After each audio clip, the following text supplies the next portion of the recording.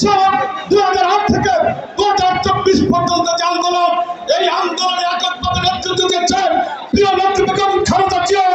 তখন 2018 সালে এক মিথ্যা মামলায় বেগম খালেদা জিয়াকে কারাবন্দী করা হয়েছিল।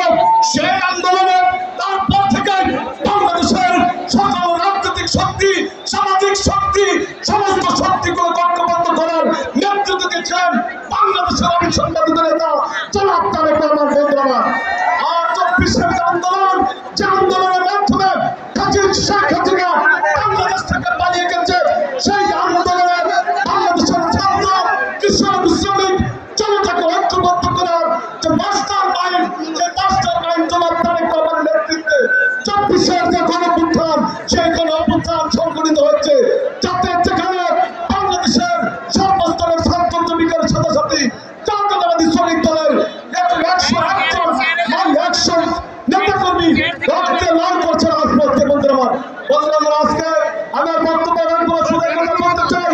71-এর জয় জিয়াউর রহমান, 75-এর জিয়াউর রহমান, 90-এর আন্দোলনের নেত্রী বেগম খালেদা জিয়া, 2024-এর আন্দোলনের মাস্টার মাইন্ড নেতা জনাব তারেক রহমানের নেতৃত্বে আসন্ন আগামী দিনে বাংলাদেশ থেকে সরকার অপশক্তিকে বিতাড়িত করে জাতীয় সংসদে বিএনপিকে পাঠিয়ে বিএনপিকে নেতৃত্ব